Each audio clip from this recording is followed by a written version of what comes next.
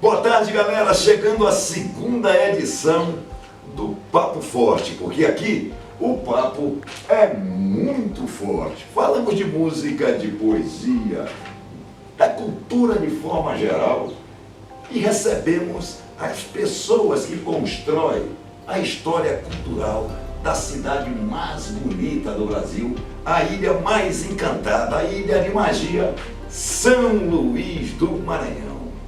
E é com muita satisfação que recebemos nesta tarde o nosso querido pesquisador Antônio Norberto.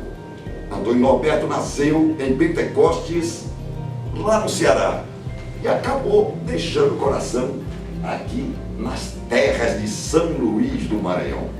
Residindo desde o ano de 1977, Antônio Norberto tem uma vida dedicada à pesquisa e à história, fazendo um trabalho da mais alta qualidade e resgatando o que se tem de mais importante, que é a cultura e a história da nossa cidade. É com muito prazer que recebemos o professor Antônio Norberto. Boa tarde, professor.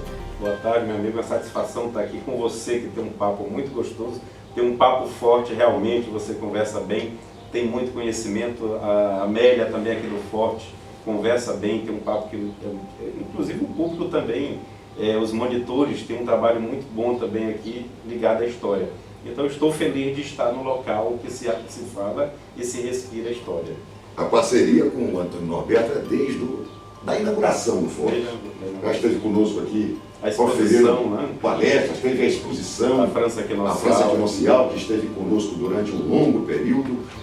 Mas, Norberto, nós estamos nesse encontro aqui para falar um pouco dessa sua trajetória, falar um pouco dessa sua caminhada e dessa contribuição que fica para várias gerações.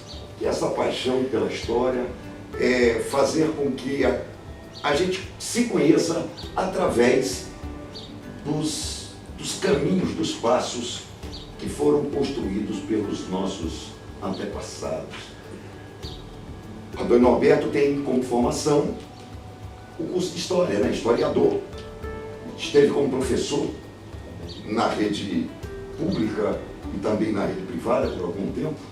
Hoje está como chefe da assessoria de comunicação da Polícia Rodoviária Federal, mas continuando a sua trajetória com as suas pesquisas, com os seus trabalhos, com as suas viagens e reconstruindo, resgatando toda a caminhada, principalmente na cidade de São Luís do Maranhão, a qual tenho certeza que você tem hoje um coração muito mais ludovicense do que cearense, apesar da gente não se esquecer das nossas origens, mas esse amor pela cidade de São Luís do Maranhão, pela história de São Luís do Maranhão, fez com que você se aprofundasse na história dessa cidade, resgatando toda a caminhada desta cidade, que é uma das mais antigas cidades do Brasil. Somos a quarta cidade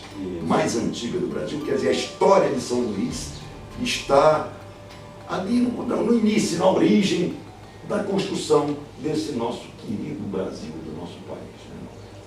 Isso. Olha, nós migramos lá do Ceará em 77, eu sou de 1970, e em 77 eu criança ainda, né, bem pequeno, a gente veio para cá e eu já me apaixonei pela história do Maranhão desde cedo, desde criança. Eu sempre fui ligado à história e foi amor à primeira vista, como se diz. A história do Maranhão, como você falou, São Luís era a quarta cidade brasileira em desenvolvimento no Brasil.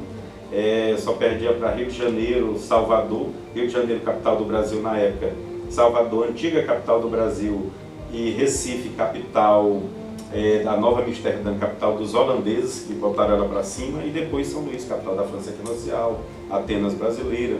Então foi realmente um amor muito forte.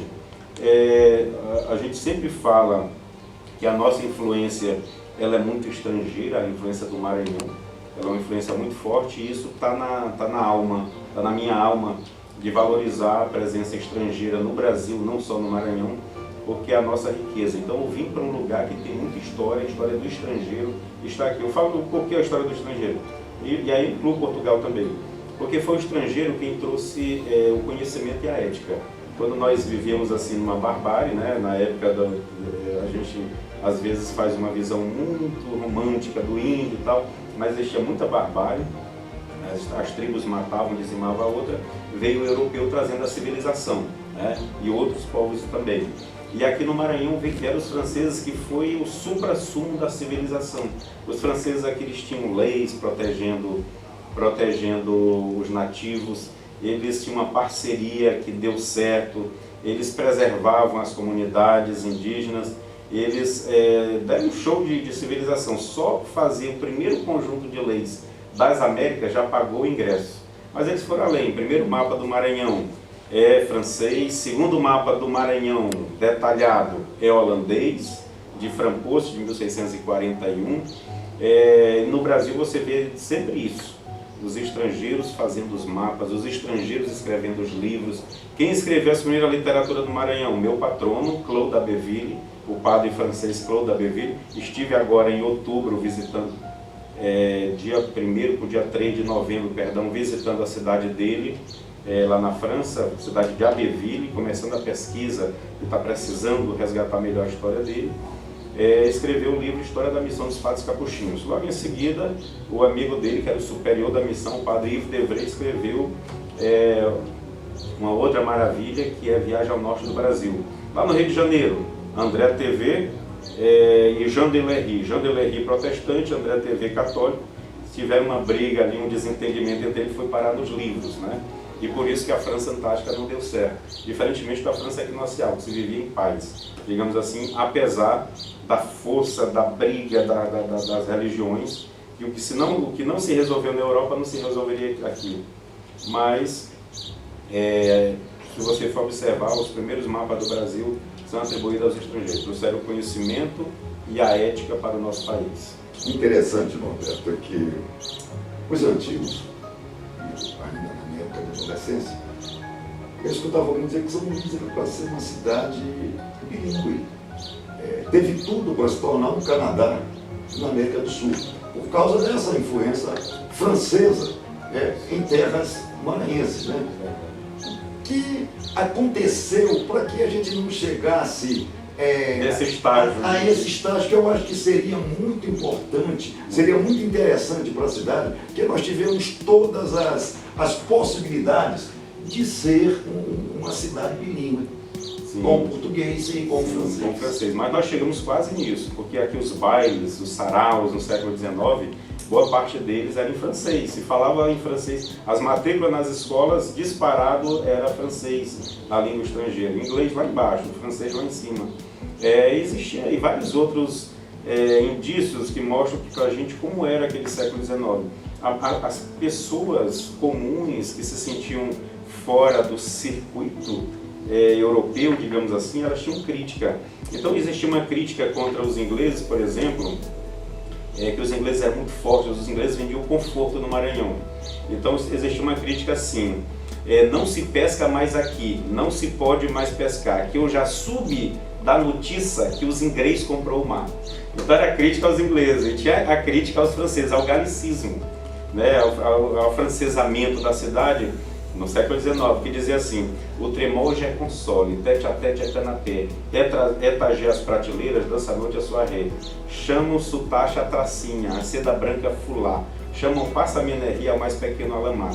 Tudo tem mudado de nome de certo tempo para cá, até os pais de família são a mamãe e o papai. Então era muito forte isso aqui. E por que não deu certo lá no nascedor, no DNA? Eu sou uma pessoa de DNA, de pesquisa. A gente às vezes é muito militância, isso e aquilo. Não, você tem que ser pesquisa. Quer ajudar seu país? Pesquisa, estude. Então eu sou muito de raiz. Por que não deu certo? O relacionamento que estava tendo lá na Europa, a morte de Henrique IV, que foi assassinado com uma facada, em 1610, ele mandou no ano anterior Daniel de Latouche para cá. Enquanto Daniel de Latouche estava aqui, ele foi assassinado lá. Quando ele voltou, fez todo o mapeamento do Maranhão para começar uma grande cidade. Quando ele voltou, o rei estava morto. Então, a partir daí, começou um processo, o sonho dele começou a ir um pouco por água abaixo, de Daniel de Latouche. Mesmo assim, ele conseguiu formar uma expedição a duras penas. Ele teve que se juntar com um católico de peso, François de Razilly, que botou o nome em São Luís, no Forte São Luís, que se estendeu a todos nós. Por isso que hoje nós somos ludovicenses, vem de Ludovico, que é Luís em latim. Os irmãos dele, Claude, Isaac, inclusive se tornaram, você falou Canadá, se tornaram governadores no Canadá, grandes engenheiros, grandes generais, foram fazer um grande Canadá, que hoje nós vamos para o Canadá, né, às vezes até clandestinamente, mas geralmente é legal, que eles convidam para a gente ocupar, é um país gigante sem gente. Então, quem tem mais dinheiro, quem tem mais capacidade, eles convidam para ir morar lá. A Guiana Francesa, bem aqui, a gente pula o muro 24 horas para a Guiana Francesa. Ninguém pula o muro de lá para cá, mas daqui para lá é 24 horas. E nós fizemos o quê? Expulsamos esse pessoal em tempos pretéritos. Holandeses, idem. Os holandeses lá no leste do Brasil, eles fizeram uma civilização. Recife era uma vila de pescador com 40 casas, rodeando uma igrejinha, eles transformaram na melhor cidade do Brasil. O grande avanço de Maurício Nassau. É exatamente o período de Maurício Nassau, que é por isso que até hoje eles são chamados de mauricianos. Né? Do Papo Forte, de antemão, já agradecemos a tua presença, em nome do governo do Estado do Maranhão, em nome da Secretaria de Estado da Cultura e em nome de todos aqueles que fazem parte da equipe do Forte Santo Antônio. Logo mais a gente volta com Papo Forte, um bate-bola com Antônio Norberto.